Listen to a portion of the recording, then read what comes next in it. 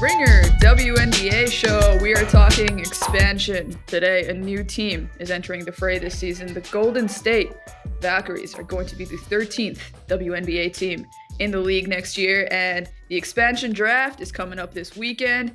And I just thought, who better to have than friend of the show, Nekias Duncan, co-host of the Dunker Spot podcast, friend of the show, someone I haven't gotten to talk basketball with in a while. So the Golden State Valkyries, a new team entering the fray this season. I am really fascinated to see what like the short-term and long-term impact of this team are going to be. Like they've got their name, they've got their logo, they've got an NBA arena, they are going to have a practice facility, they've sold out their season ticket deposits, frankly a lot more than a lot of WNBA teams have going for them that have been in the league for a long time, which is part of the reason that they are so exciting, you know, like even as they come in the expansion draft, you know, like more like vultures than Valkyries, I would say.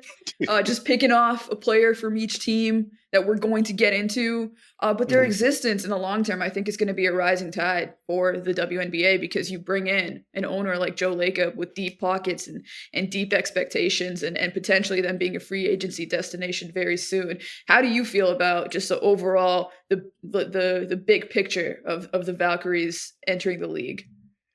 Like, I guess literally first and foremost, like I'm just glad that the league is growing and this is a literal sign of growth that we are able to expand in this way. Related to that, just getting 12 or 13 more roster spots in the league that's this talented, I think is a good thing. As far as broader strokes beyond that, I think having someone like Joe Lacob, or even if it isn't him specifically, just moving forward under the expansion teams, just having the influx of money and investment, I think is huge.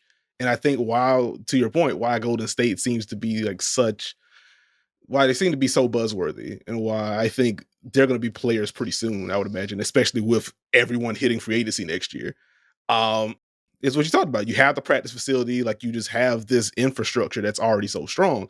And I think some of the frustration that, you know, older W fans, newer W fans have had looking surveying the league is like, okay, we know the Aces are going to do whatever and spend whatever. We know the Liberty will do it.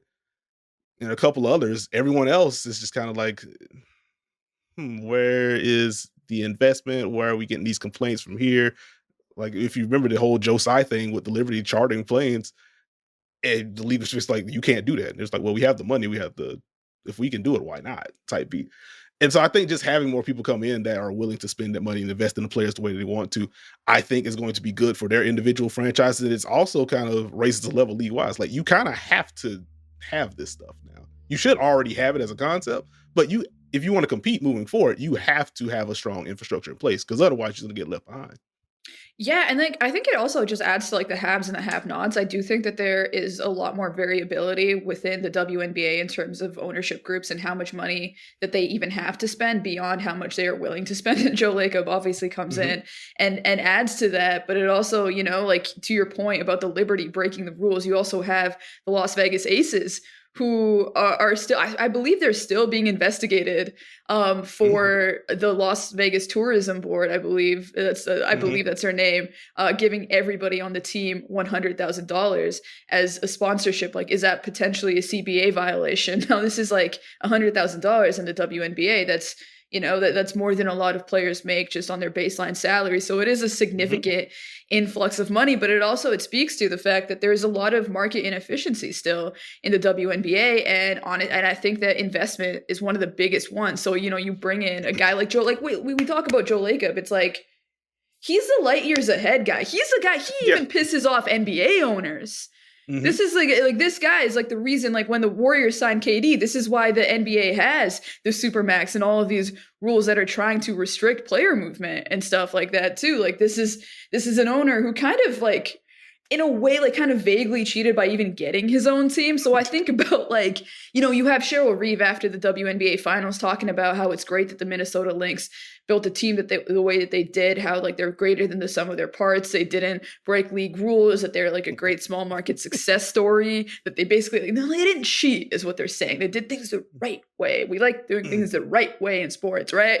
But at the same time, man, like you need I think the W is going to benefit. I think they need some swashbucklers. I think they need some rule breakers. I think they need some like let's let's break the rules. Like let's ask for forgiveness instead of permission type Hmm. of owners. And that's who Joe has always been. So it's going to be pretty fascinating to see like this Valkyries team. And I love that you brought up free agency as well. 2026, we're going to have a new CBA, and Hmm. everybody is on the table. Like everybody is on the table, and you have this franchise that beyond everything we said, like it's also in the Bay.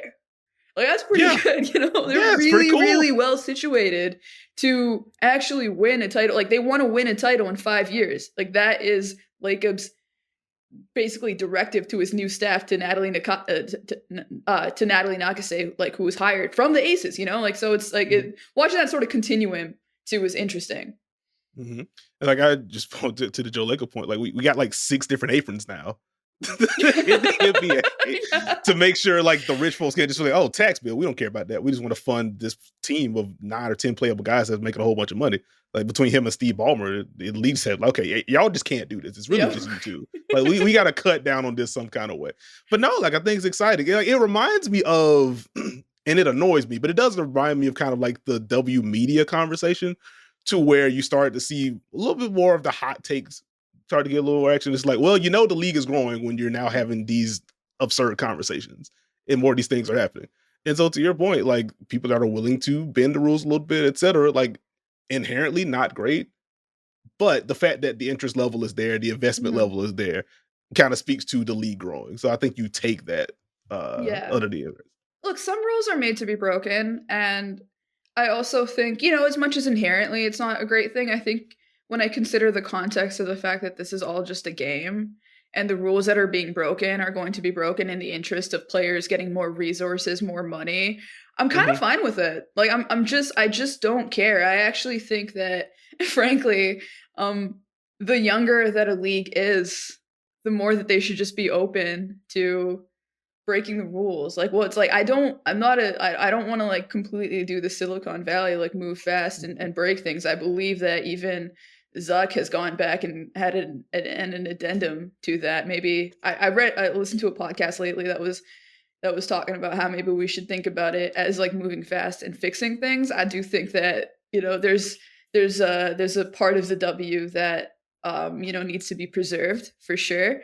Hmm. But and also that does things better, in my opinion, than male sports do as well. Like as much as we talk about like the NBA, like the media conversation, for example, like I do think that um, on some level, W coverage is just a little bit more evolved and more humanizing, and that's actually a good thing. Hmm. So yeah, I mean, it's a little bit out of the fray of what we're talking about, what we're supposed to be talking about today. But I just think that this is just yet another interesting inflection point in the overall growth of the league in a season that has been defined by unprecedented growth. And I'm also just really excited to see what all of this looks like on the court. Like some of the teams that we want to talk about today, a lot of them have hired new head coaches that come in from these college programs where they are really like implementing these modernized systems that are still somewhat in the making in the WNBA, and I'm really interested in seeing how that even impacts the decisions that they make beyond. We'll see free agency trades and the overall evolution of the game, but as we talk about today, in expansion, you know, who is going to be protected, who is not. I think for some of these teams will also be defined by what they see as the future of the league. Hmm. I think one of those like where do you want to start? I feel like I wanted to either start with like on this note, either with the Sparks or the Atlanta Dream. Like where should we start? We can start with let's start with the Sparks. The Okay, Sparks. let's start with the Sparks. Oh, and before we jump in, by the way, so just a quick thing on expansion rules if you haven't if you don't already know them. Teams can protect their top 6 players if you have been cored twice, which is basically like the franchise tag. You do not need to be protected, and the Golden State Valkyries will be able to select one player from each team and one unrestricted free agent. All right, take it away.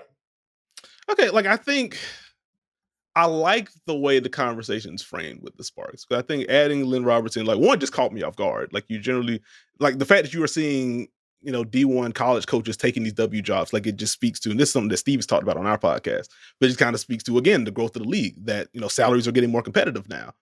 If you feel like, okay, I can just make this leap now. Like Lynn made that leap during the season. In a similar situation in Atlanta, like season's pretty much getting underway when they made the announcement that they're going to hire a new head coach. So like, I love that from a league growth perspective. And in terms of the play style of the league, it is interesting to me that like both the Dream and the Sparks, as they were announcing who the new head coaches were, they were very intentional about mentioning like where they ranked offensively. Seeing offensive rating in like press releases it speaks to my heart. It's just a media person. Like it brought me back to a different thing, but it brought me back to like when the Wizards initially announced Brian Keefe as the head coach. And like as part of their press release, they were highlighting how the defense got better when he took over for Wes Unseld Jr., like the defensive rating. I was like, wait a minute, I don't think I've seen defensive rating used in a press release before. And so like seeing that carry over to the W is just a little bit funny, but I do appreciate it. I think on a PR level, that is something that you specifically can actually take credit for. And people like you have raised the bar and educated fans to a degree that when they read a press release, they want to be like, yeah, okay, cool. Like what's the net rate? What was their net rating before they took over the program? We need that. Yeah. But like within this lens, like mentioning the offensive rating as a whole, as the Sparks are looking to improve their offense, as the Dream in particular trying to evolve offensively, and then seeing the importance of 3-point shot.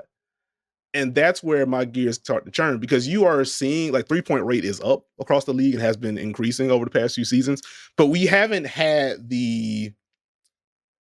like a 14-15 Warriors yet to really just make the 3-point revolution explode across the W. And then just even zooming out, going to the college level, and like I'm not gonna speak like I'm an expert on that front, but like we don't have the same volume of like deep pull-up shooters yet. Like they're starting to trickle in. I think that's at least part of like the Caitlin Clark phenomenon in general. It's like she's one of the few, certainly not the first, but she's one of the few that has really weaponized the 3-point shot overall to this level, and will do so from just about anywhere.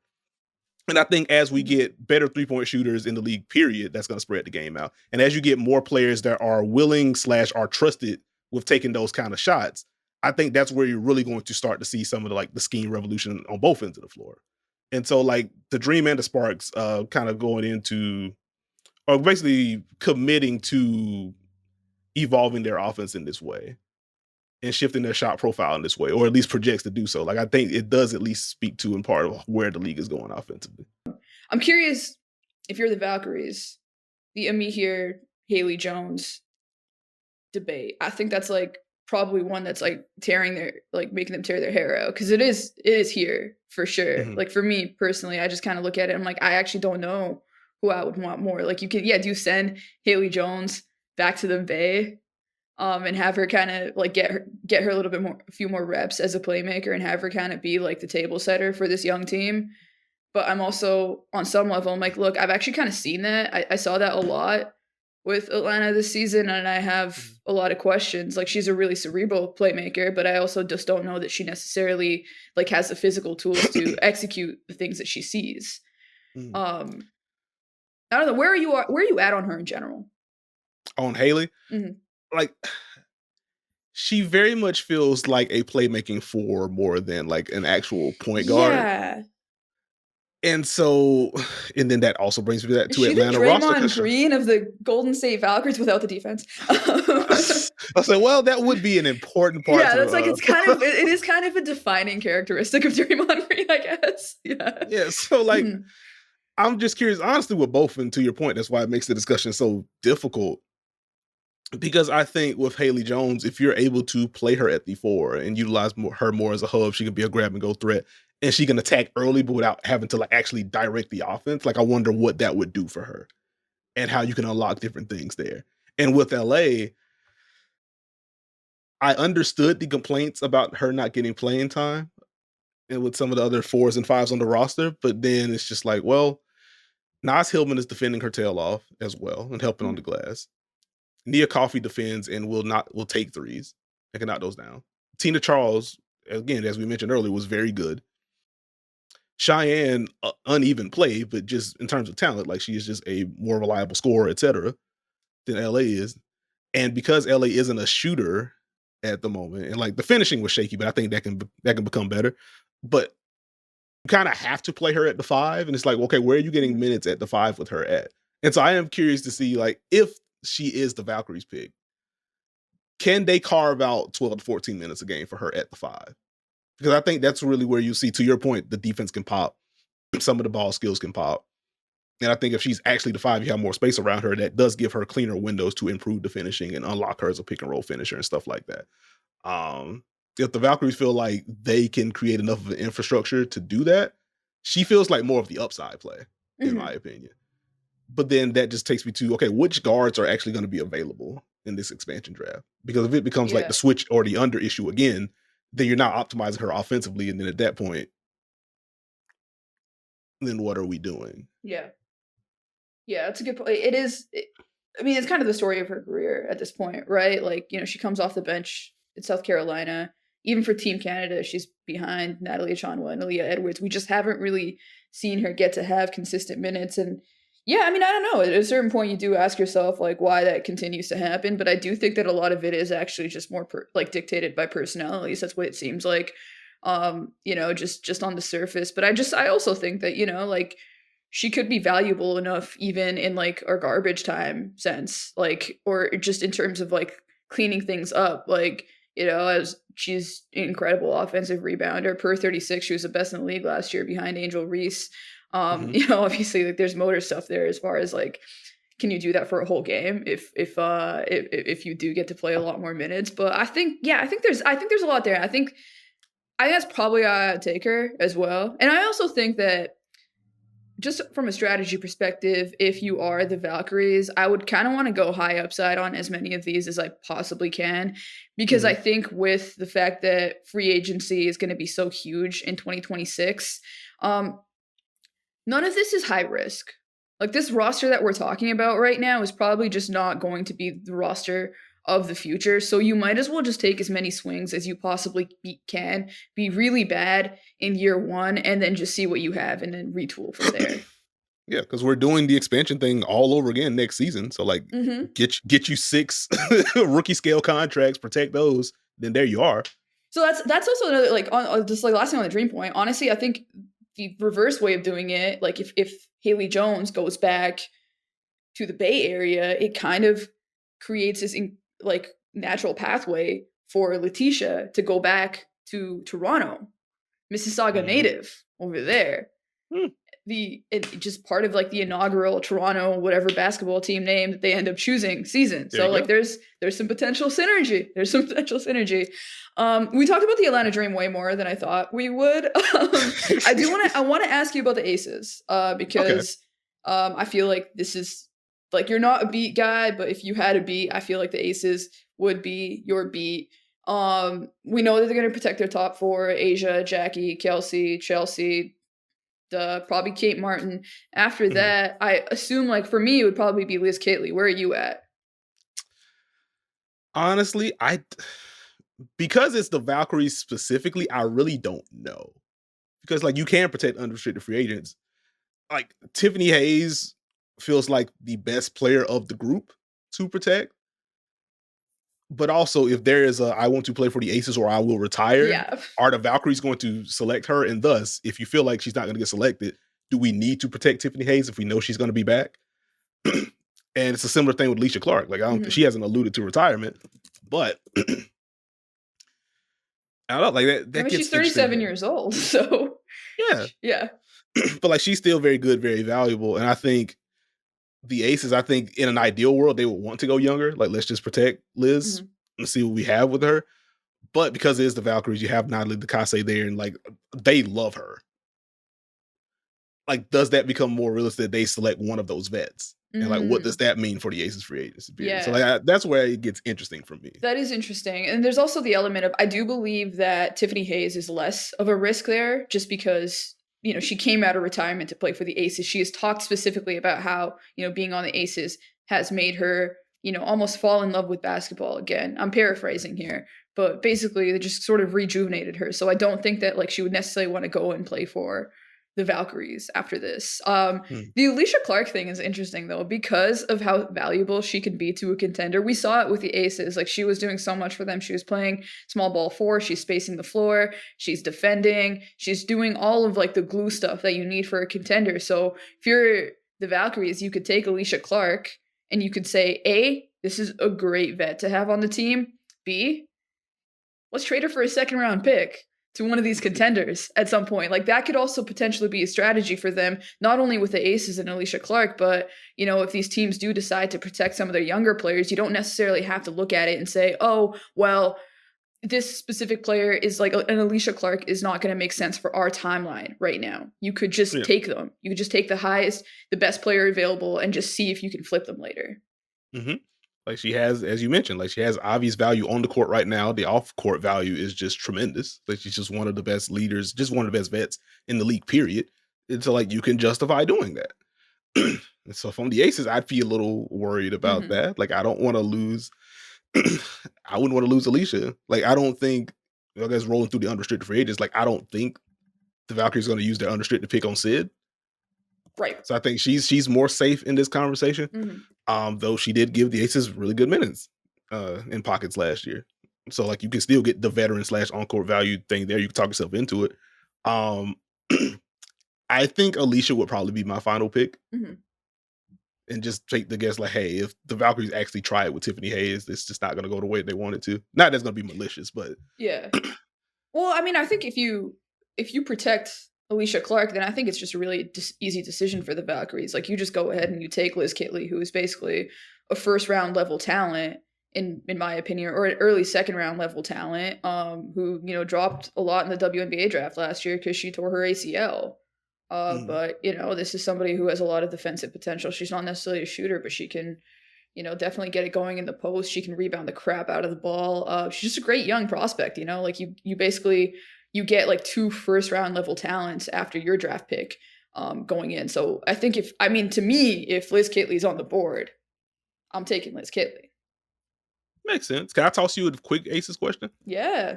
Do you have Kirsten Bell thoughts? Look, I'm not gonna pretend like I've like crushed Kirsten Ball tape by any chance. Mm, Like it just hasn't happened for me. I haven't gotten to that point of my WNBA fandom yet. I will fair say enough. that, you know, the level at which she fouls per 36 versus, you know, creates anything going is just not a great number. Like that's what I have on her. What are your takes? Understood. Like I think it's been an interesting time for Kirsten over the past couple years because she's just dealt with injury stuff, and Mhm. also the Aces want to win. We have these bets. We're going to play seven, and it just kind of leaves her in a tough spot. I think she deserves credit for trying to bend her game the way that she has since she's been an ace because she's very much a scorer. She's very much I want to get buckets. Not that that's a bad thing, but that's her profile. And like she's tried to turn herself into more of a like 3 and D player. And she has made meaningful strides defensively from where she was. Mhm. It just isn't there yet.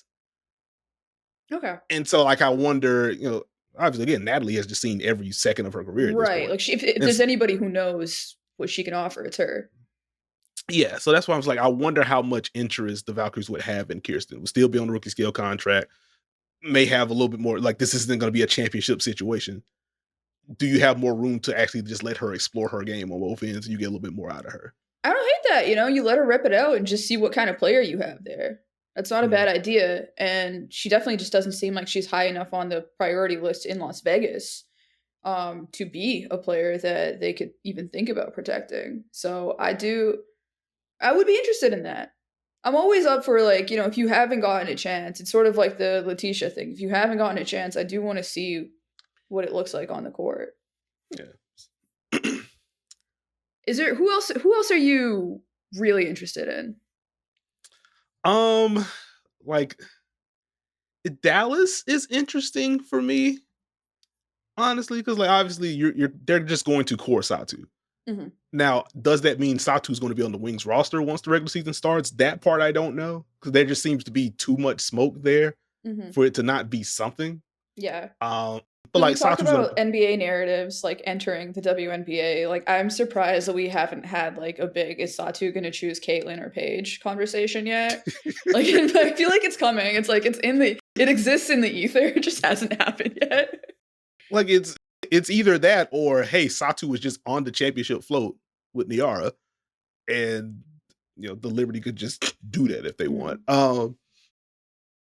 But yeah, after Satu or Rike, like they're gonna bring Maddie Seegers back, I would Mhm. imagine. JC Sheldon gave them good minutes last year. Have a recent first. After that, my hot take, assuming the rules provided, like my hot take was that I would just protect a walk. Yeah. Mhm. She's on And my list. I'm like protecting I her. would just protect the walk. Let's get the defense, let's get the versatility.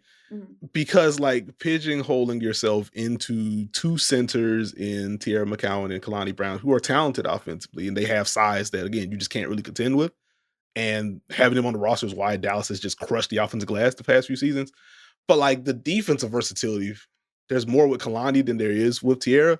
But Mhm. like the Wings were pretty much a game away from having like literally the worst defensive rating in W history last year.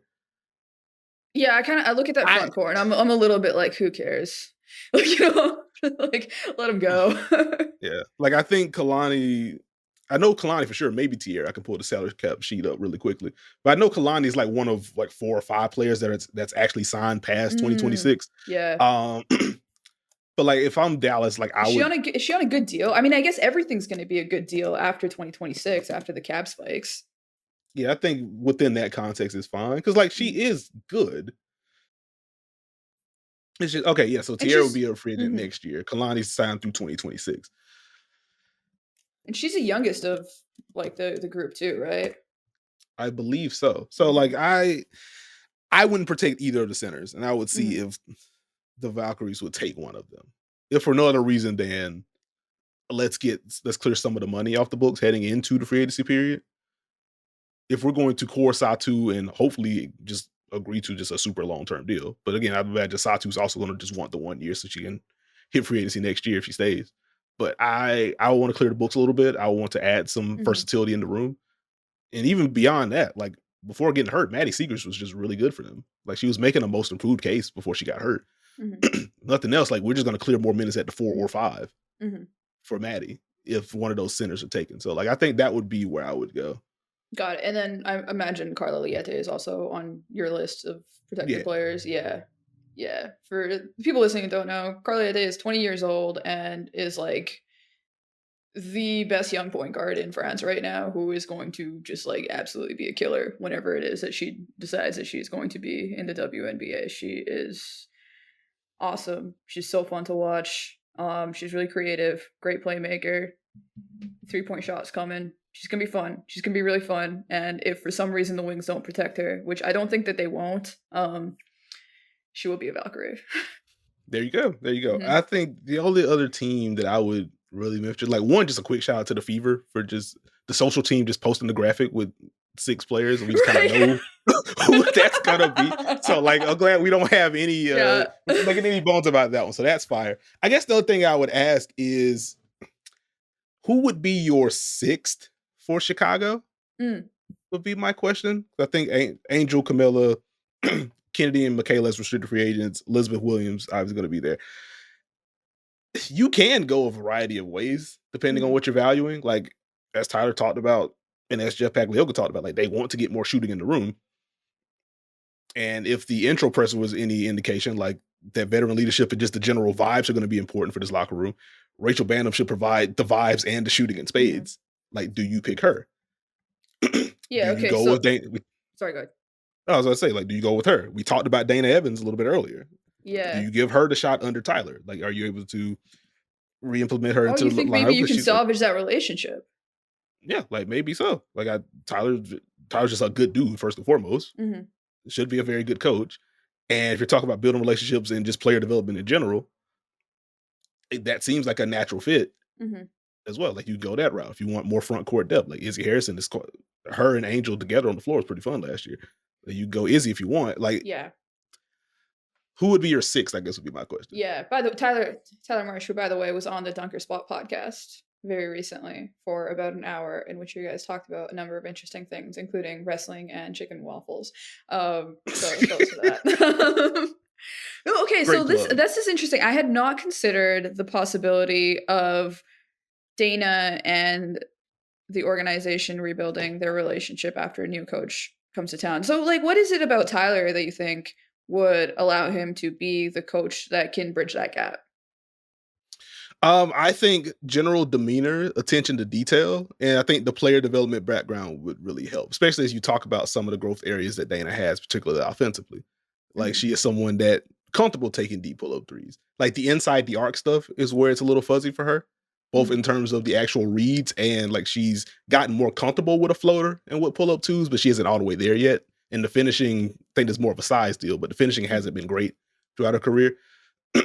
So I think if she trusts him to kind of work with him, that kind of thing, improvement inside the arc, like I think the defense is going to be there. She's going to help aid the shooting, and if nothing else, just having her on the ball should allow Kennedy to work off of it. So she doesn't have to create as much as she does with the ball in her hands.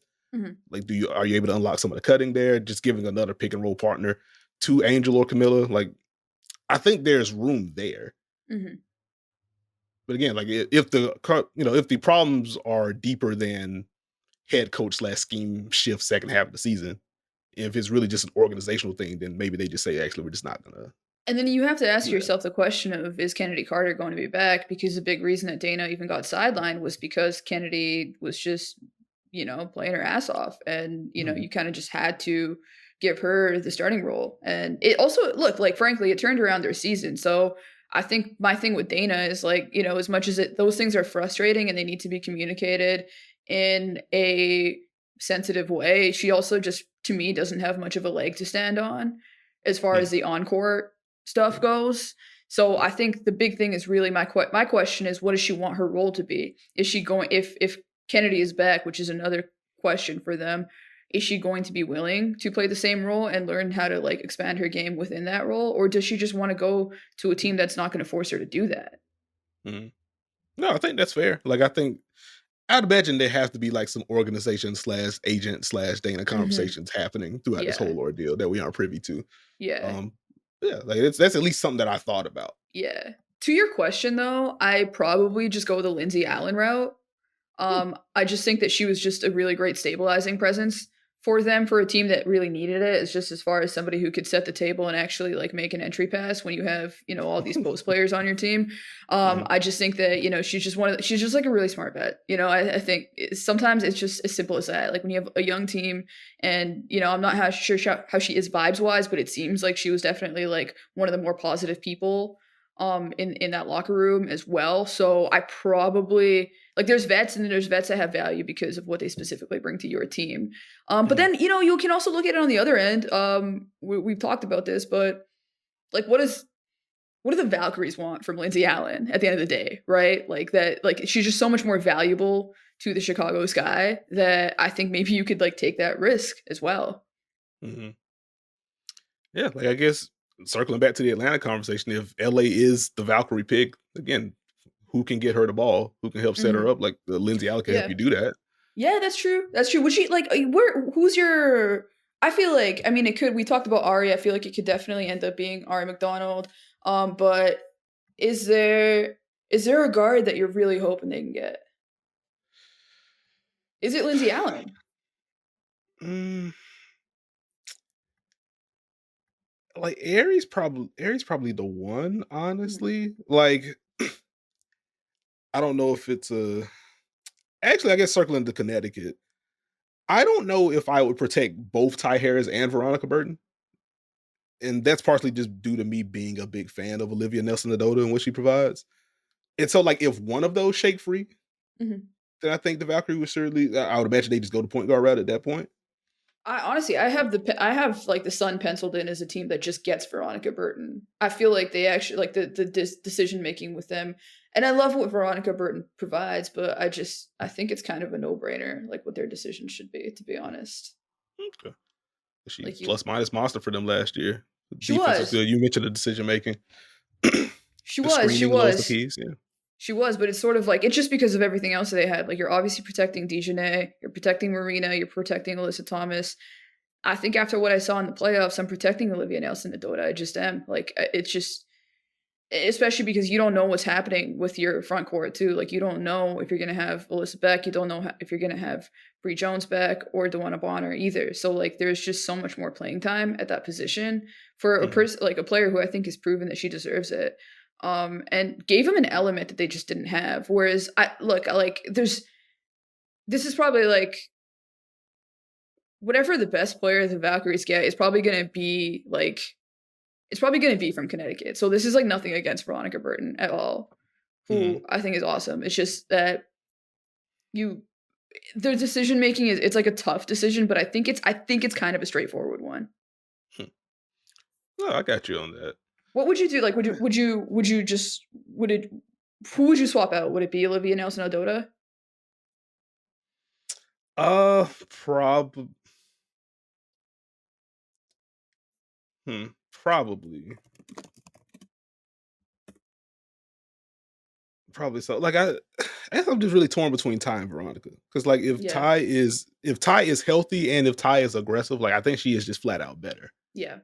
But if the hesitancy is gonna be there offensively, or if she isn't available, like Veronica is a better defender. And again, she will also just do the inverted screen stuff with Alyssa Thomas handling. Like she's willing to do all that stuff. Mhm. And I think it's generally like a better passer, better decision maker. So like I don't know. Like I just look at Connecticut. I wouldn't protect both. Like I would Yeah. want to have the conversation. Like, okay, which one do we feel best about? And then you just hope the Valkyries go elsewhere, and then we're just able to retain both. Mhm. But I don't think I would use both of those spots on her, especially with Olivia being there.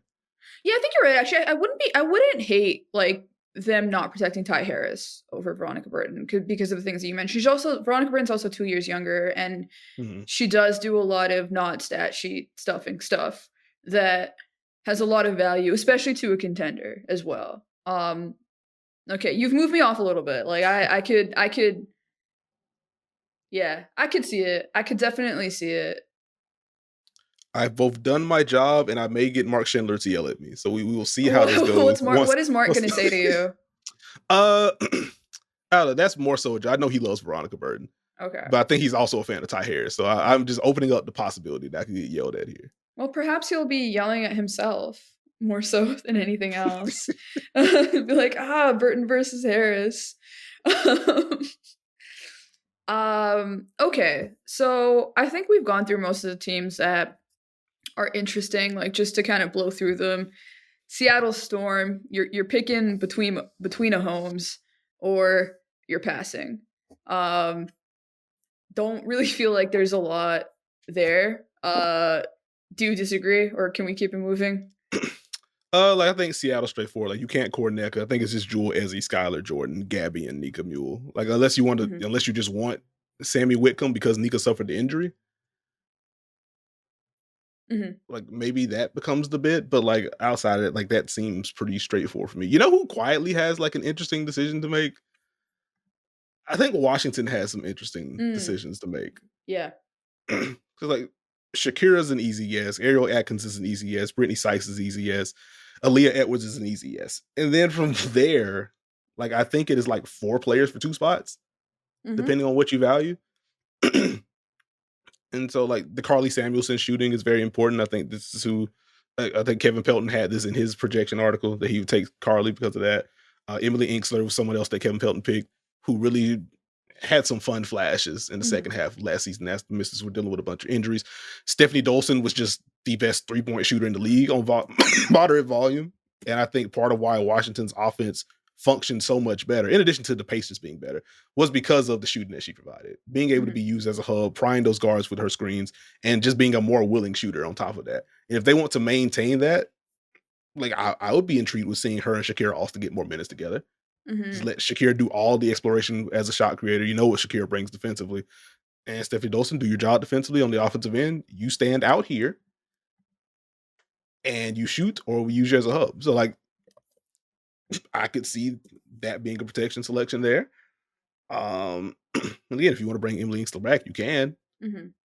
especially if you're trending younger. Like there's a whole press release about the Mystics. Really, they want to transition. They want to move to this new era, Yeah. etc. Both the T-Bows are gone now, so if they want to just trend younger, it makes sense. If they want to keep Emily Inkster, like I don't know. Yeah. I feel good about 4, and then after that, like I wouldn't be surprised by pretty Yeah, much it's any. they're in an interesting predicament too because some of the older players that might not necessarily be part of their future still have a lot of value in the trade market as well. Like you don't necessarily just want to like if you do want to move on, you still don't necessarily just want to like move off of Sykes or Dolson or Atkins or Carly, right? Like those are Mhm. four players that I think that, the rest of the WNBA would be very interested in. And then you also have like you have the Elena question as well. Like do you keep That's her for also the true. like you do you core her for the sake of can you potentially trade her? Do you leave like a former MVP unprotected just because she like refuses to show up to camp for you guys? What happens if the Valkyries select her? Do the Valkyries select her and then trade her? Frankly, I just man, like with the Mystics, I really just question what's going on and who is running things at this point because there are so many decisions that should have been made before this, including a trade for Elena that would have allowed you to not have to put yourself in this position now too because you also have like a Jade Melbourne and you still like you haven't figured out much about who she is. You have Sika Coney, who's also one of the younger players in the league. You have Julie Just Van traded Loo. for her. Yeah. Yeah, you have Julie Van Loo, who I love. Like I love Julie Hmm. Van Loo. I think if actually like answering that question about the guard, if Julie Van Julie Loo can took. go, yeah, if she could go and be Yeah. like the first Valkyries, like that would work for me. I would love to see Julie Van Loo on the Valkyries I would like that. I would like that quite a bit. Just an audacious passer and shot taker. Like, if nothing else, like you will just for the get, fun. yeah, you're gonna have fun watching Julie Van Loo play basketball. So I like Yeah. that. So yeah, Washington's probably did. I think Well, Washington's the big one. And then the other question that I have broadly is just how many picks the Liberty are going to have left after the expansion draft? Because I would imagine they are just blowing up the Valkyries phone like, hey, do not yo. select Kayla Thornton. Don't even think about Marine Johannes. Yeah. This is the team that is most likely to make a trade with the Valkyries to have them agree to not take somebody that they Mhm. want. Yeah. Yeah, yeah. I mean, yeah. So they are going to core what was their playoff start or their protect what was their state playoff starting lineup. Mhm. Certainly, and then Niara Sabui, who's kind of like just emerged as part of their future is just one of their best young players, but was also incredible in the finals. You don't want him to take Kennedy Burke by any means Mhm. necessary. Like you just want to be able to protect your core. You also don't want him to take Kayla Thornton as well. It's tough. Yeah, it's just like, hey, we got a couple thirds. We do. I think they have the seventh pick of the draft. Like, I don't think they want to give that up. But either way, I want to keep this group together from the Liberty, and so let's just go ahead and talk about it. Let's not waste each other's time. Let's figure this out because absolutely not. I mean, I think that's one where you can actually really work something out too, because I think that there are players like down the list for the Liberty that I think would be really valuable to the Valkyries that aren't Kennedy Burke or Kayla Thornton as well. Like they want to take a chance on a Makisha Davis or a Jalen Sherrod, like two picks from last year that just didn't really get much of a chance. Who I think like Mhm. it just in like the very few minutes that I saw Sherrod play last year, I like what I saw. Like, do you want to go and get Marine Johannes just for the vibes and the fun and like, to have a playmaker who can just like entertain the fans? Do you want a Hanzu? Like, I'm curious. Like, do you want a Hanzu? Mhm. How do you feel about a Hanzu? An absolute bucket getter, hmm and also someone that experimented with some jumpers. It lit it up during Olympic play. Like I am intrigued. I think that goes back to like the philosophy question. Like with the Valkyries, obviously you're building this roster from the ground up, but like what type of team do you want to be? I think that's going to influence some of the center decisions hmm at the very least. But Hansu's talented. Yeah, we haven't gotten a chance to learn too much about what the Valkyries want, like basketball philosophy wise. From what I've listened to so far from Natalie, has been essentially wanting players who compete, wanting players who space, and wanting players who can make plays. Like I do think they want to play a modern style, but like when we talk about three of those things, like that's a lot of different players can offer you that. Like I'm curious where do they value positional size? Where do they Mhm. value, versatility within your position, things like that. I do think especially to your point on like the big question, um that will be defining. That's also like that's what I'm most excited about. Like come Friday for the expansion draft. Like I really want to know what type of offensive, defensive philosophy, what kind of team they're trying to build, if they are going to try to just, you know, hold teams like the Liberty upside down and shake their pockets for as many draft picks as they possibly can, and not try to, take on too much cap and just try to build in the free agency market. Are they going to do a lot of draft and stash on that level? I think if, like, bringing it back to the market and efficiencies aspect of it, I think if there is one place in this expansion draft after the protections, I imagine there will be a lot of international players that are available on the board, and if you can be a scout for international players, you could probably find some edges there. So Mhm. I'm just I'm ready for this to happen. Like, we've been waiting for this for a while. I think we've all had a lot of time to think about who should be protected, who shouldn't be protected. We know who the bubble players are. Like, I'm ready for this to happen.